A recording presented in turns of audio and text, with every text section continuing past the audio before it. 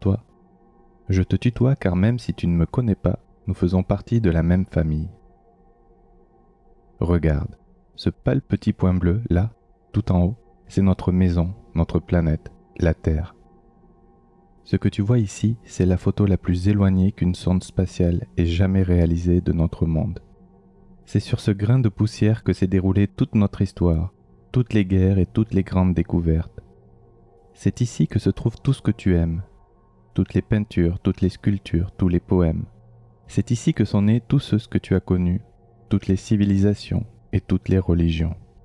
C'est sur ce grain de poussière que nous passons notre vie entière.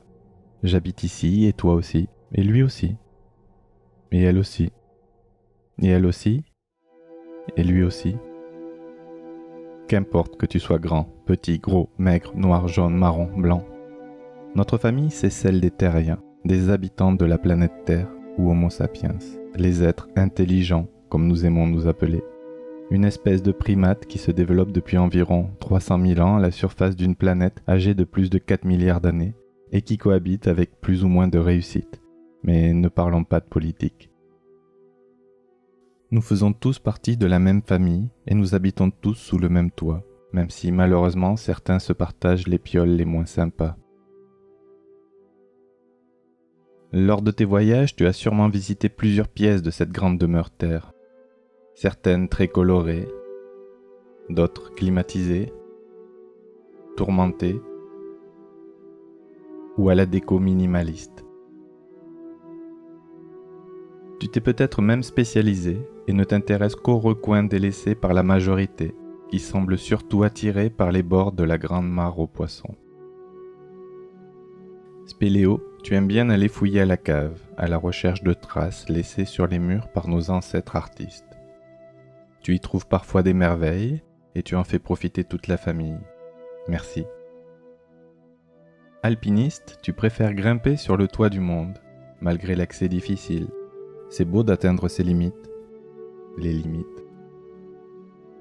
Astronaute, tu fais partie des rares membres de notre grande tribu de près de 8 milliards d'individus à avoir la chance et le courage d'ouvrir la porte et d'aller voir, dans ta fusée, à quoi ressemble notre maison depuis le coin de la rue. Les clichés que tu en ramènes nous permettent d'appréhender la beauté, mais aussi la fragilité de notre monde à la fine carapace. Le philosophe dit que tout est relatif. Tu penses être un grand voyageur, pourtant tu n'es jamais sorti de chez toi, de la maison Terre, alors que tu te déplaces en ce moment même à plus de 100 000 km/h autour d'une étoile, une bulle de gaz en fusion nommée Soleil. Tu vois, la Terre n'est pas seulement notre demeure, c'est aussi notre moyen de transport dans cette grande valse cosmique.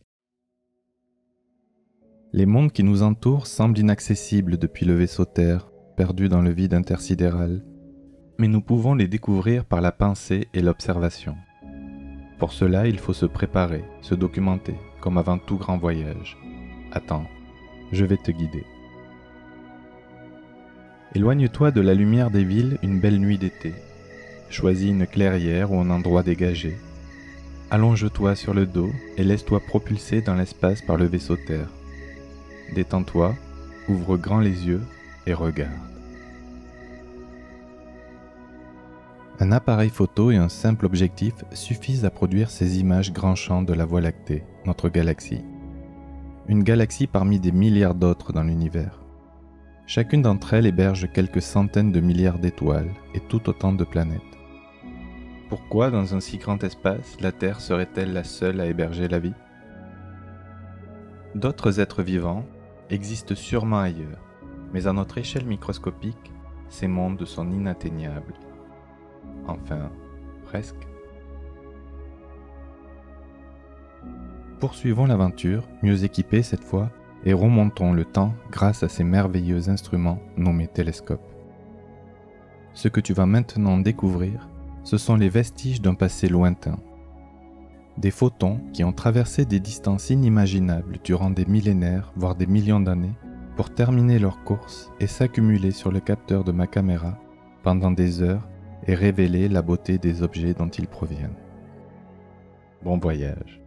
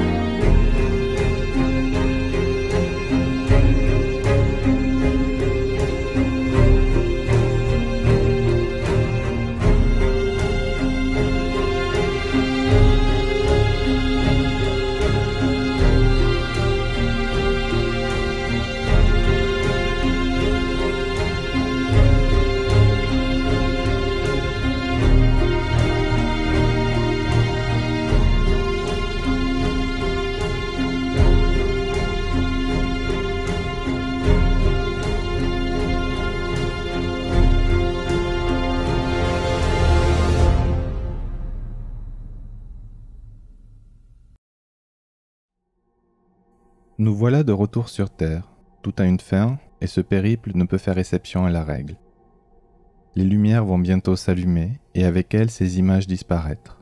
Qu'importe, elles ne sont qu'un tout petit aperçu de ce qu'il y a à voir là-haut. Si cela t'a plu et que tu en veux plus, fais comme moi. Lève les yeux.